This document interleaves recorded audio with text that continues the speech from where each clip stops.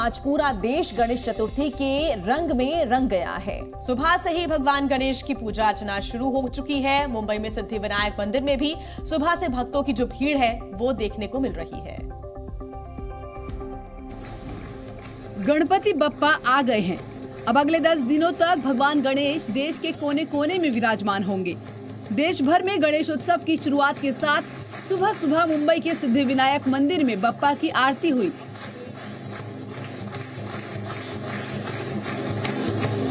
आरती में भक्तों की भारी भीड़ जुटी थी।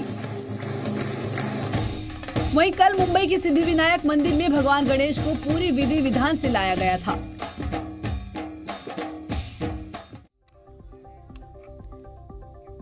तस्वीरें आपने देखी। महाराष्ट्र में गणेशोत्सव की शुरुआत हो चुकी है। सुबह सुबह सूरज निकलने से पहले मुंबई की लोकल ट्रेन्स में गणपति बप्पा अपने भक्तों के साथ सफर कर रहे थे।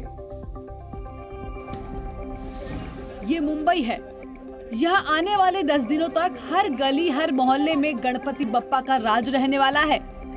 गणेश चतुर्थी की पूजा से पहले गणपति बप्पा मुंबई की लोकल ट्रेनों में सफर करते हुए अपने भक्तों के घर पहुंच रहे थे। आज सुबह सुबह लोकल ट्रेन में कई भक्त मुंबई के दादर से गणेश प्रतिमाएं लेकर अपने अपने घरों की तरफ जा रहे थे। यहाँ प्लेटफॉर्म से लेकर ट्रेन तक हर तरफ भगवान गणेश की प्रतिमाएं दिख रही थी।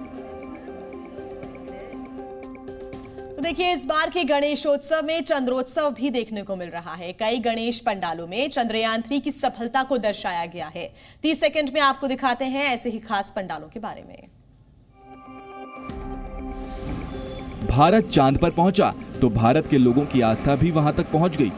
कोलकाता शहर के सॉल्ट लेक इलाके में बनाए गणपति पंडाल चंद्रयान 3 से प्रभावित है।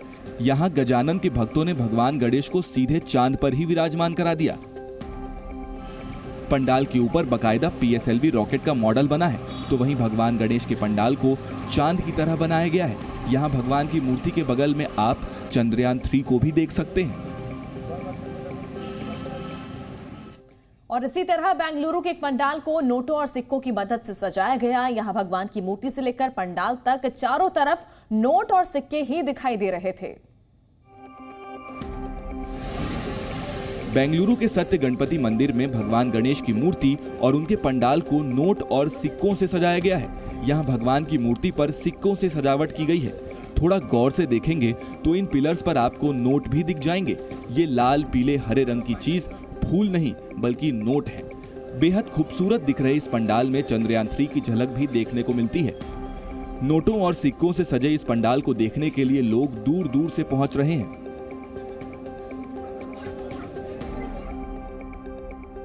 तो देखिए, बीते कुछ सालों की ही तरह इस साल भी कई जगहों पर इको फ्रेंडली तरीके से त्योहार मनाया जा रहा है। 30 सेकंड में इको फ्रेंडली गणपति की कुछ तस्वीरें आपको दिखाते हैं। त्योहार का आनंद तो है, मगर पर्यावरण का भी ध्यान रखना है। इसलिए हर बार की तरह इस बार भी देश के अलग अलग हिस्सों में भगवान गणेश की इको फ्रेंडली मूर्तियां मिल रही हैं। जोधपुर की सड़कों पर भगवान गणेश की छोटी छोटी मूर्तियां देखी जा सकती हैं। ये मूर्तियां पूरी तरह मिट्टी से बनी हैं। मतलब ये हुआ कि इनके विसर्जन से पर्यावरण को कोई नुकसान नहीं पहुंचेगा। दिल्ली में भी MCD ग्रीन गणेश मुहिम चला रही है, जिसके तहत पूरी दिल्ली में 3000 इको फ्रेंडली मूर्तियां बांटी जा रही हैं।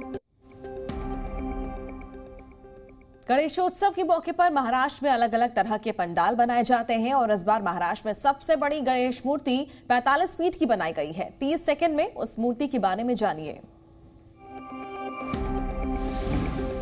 मुंबई के खेतवाड़ी में मौजूद इस गणपति पंडाल में महाराष्ट्र की सबसे बड़ी भगवान गणेश की प्रतिमा है। इसकी लंबाई 45 फीट है।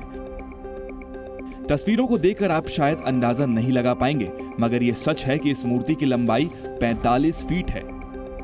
इस साल गणपति बप्पा को भगवान इंद्र के अवतार में दिखाया गया है। ऐसा लग रहा है मानो बादलों पर पांव रखकर भगवान गणेश सीधे स्वर्ग से धरती पर आ रहे हों। पूरे पंडाल को स्वर्ग के थीम में सजाया गया है।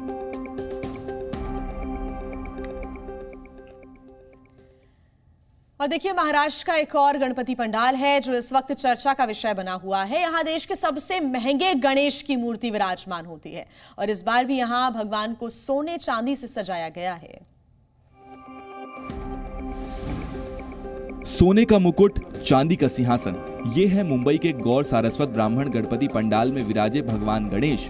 यहाँ भगवान की मूर्ति को सोने चांदी से सजाया गया है और ऐसा पहली बार नहीं हुआ।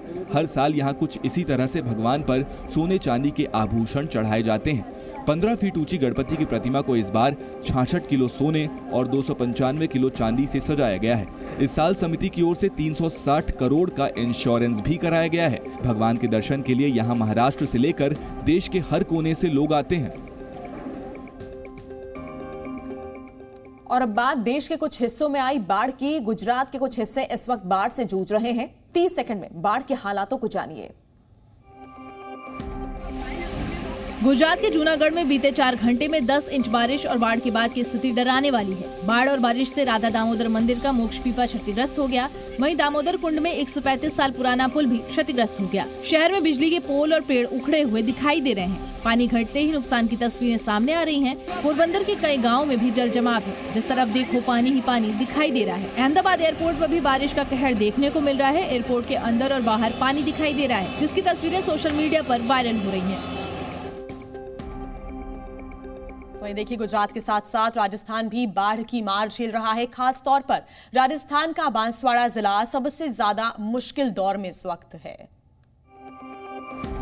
बांध से बहते लहरों की ये तस्वीरें देखिए, किसी के भी दिल में खौफ पैदा कर सकती हैं। ये तस्वीरें राजस्थान की बांसवाड़ा की हैं, जहां लगातार बारिश के बाद माही बजाज सागर बांध ओवरफ्लो होने की कगार पर है, जिसकी वजह से बांध के 16 गेट 3 दिन से खुले हुए हैं। पानी रोकना नामुमकिन था, इसलिए नदियों में भी वाटर लेवल बढ़ा दिया गया, जिससे कई इलाकों में बाढ़ आ गई और कहीं सड़कें भी टूट गई। बांसवाड़ा जिले में पिछले 4 दिनों से जारी बरसात लोगों के लिए मुसीबत का सबब बनी हुई है। और आज से देश की नई संसद में सरकार का कामकाज शुरू हो जाएगा। सदन की कार्यवाही से पहले रात के वक्त नई संसद के पास कैसा माहौल था, 30 सेकंड की इस रिपोर्ट में जानिए। संसद भवन की नई बिल्डिंग में आज पहली बार सदन की कार्यवाही होने जा रही है। इसकी तैयारियां बीते कई दिनों से चल रही थी। कल शाम के वक्त नई संसद रंगीन लाइटों से सजी हुई दिखी। हालांकि सुरक्षा इंतजामों की वजह से ज्यादा नजदीक से इस भवन की तस्वीरें नहीं ली जा सकी, मगर दूर से भी संसद भवन की इमारतों को चमकता हुआ देखा जा सकता था। देश की पुरानी संसद को अलविदा कहने के बाद आज से दोनों सदनों की कार्यवाही इस नए संसद भवन से होने लगेगी। बात कर लेते हैं उत्तर प्रदेश के हापुड़ जिले की, जहां पर दूध से भरा हुआ टैंकर पलट गया, जिसके बाद लोगों की भीड़ वहां जमा हो गई। लेकिन लोग यहां किसी की मदद करने के लिए नहीं, बल्कि दूध जमा करने के लिए पहुंचे थे। देखिए तस्वीरें। यहां जमीन पर दूध फैला है। तस्वीरें उत्तर प्रदेश के हापुड़ जिले की हैं, जहां एक दूध से भरा टैंकर अनियंत्रित होकर पलट गया। आसपास के लोगों ने जैसे ही दूध की धार देखी तो आपदा को अवसर में बदलने के लिए फौरन दूध के टैंकर के पास पहुंच गए। कोई बाल्टी, कोई बोतल तो कोई बर्तन, जिसके पास जो सामान मिला वो लेकर दूध जमा करने पहुंच गए। हालांकि एक्सीडेंट के बाद काफी ज्यादा दूध पास के एक गड्ढे में जमा हो गया था, जिससे ऐसा लगा मानो इन ग्रामीणों का बड़ा नुकसान हो गया हो।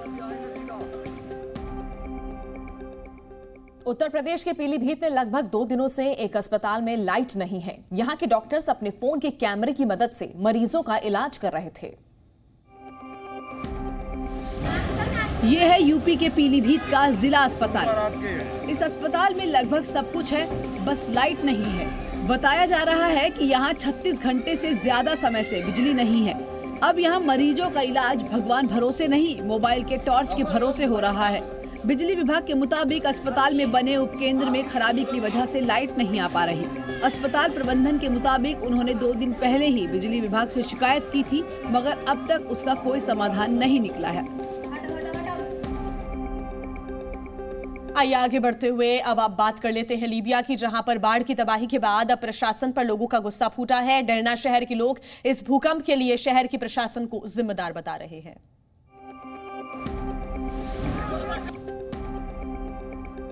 लीबिया में बाढ़ का कहर तो बीत गया, मगर उसका असर अब सालों तक रह सकता है। जैसी तस्वीरें लीबिया से आ रही हैं, उन्हें देखकर लगता है कि लीबिया को संवरने में अभी बहुत वक्त लगेगा। लीबिया के डरना शहर का मुख्य इलाका अब खंडर हो चुका है। लीबिया की आने वाली पीढ़ियों के लिए ये जगह सिर्फ इतिहास रह जाएगी। यहाँ इमारतें तो ऊंची हैं, मगर उनके हालात बद से बदतर हैं।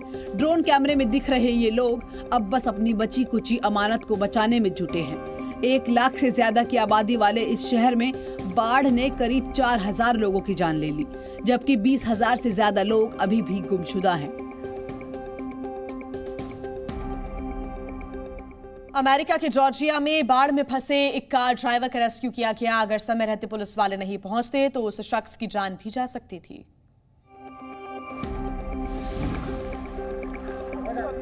अमेरिका के जॉर्जिया में बाढ़ के बीच एक कार पानी में डूब रही थी। डूबती हुई कार को देखकर पुलिस और फायर फाइटर्स की टीम तुरंत मौके पर पहुंची। पुलिस वालों ने कार का शीशा तोड़ा और बड़ी सावधानी से उसके अंदर बैठे शख्स को बाहर निकाल लिया। इस शख्स के चेहरे के हाव भाव बता रहे हैं कि ये किस कदर असहाय हो गया था। खैर, जॉर्जिया के अटलांटा की पुलिस ने बेहद बहादुरी के साथ इसकी जान बचा ली। रूस और यूक्रेन की जंग के बीच नाटो देशों ने मिलकर समंदर में युद्धाभ्यास किया और इस अभ्यास में अमेरिका, कनाडा, फ्रांस समेत कई नाटो देश शामिल थे। Fire fighters, worship, submarine, drones और साथ में आधुनिक हथियारों का जखीरा, ये नाटो की ताकत है जो अब जमीन के साथ समंदर में भी देखी जा सकती है। युद्ध के बीच नाटो देशों ने मिलकर बाल्टिक सागर में अपनी नेवी शक्तियों को दुनिया के सामने रखा। यहाँ अमेरिका, कनाडा, नीदरलैंड, फ्रांस के साथ स्वीडन जैसे देशों की सेना भी मौजूद है। 2 हफ्तों तक चलने वाली इस मिलिट्री ड्रिल में 30 से ज्यादा जहाज और 3000 से ज्यादा सैनिक शामिल हुए हैं। तो मैं देखिए, नेटो के जवाब में रूस ने भी अपनी ताकत दिखाई है। रूस ने अपनी पूर्वी सीमा के पास मिलिट्री अभ्यास किया जिसमें कई घातक रॉकेट्स दागे गए।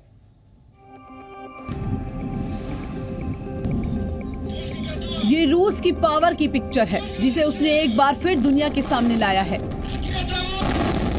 इस मिलिट्री अभ्यास में रूस ने अपनी मिसाइलों की क्षमता को आंका है।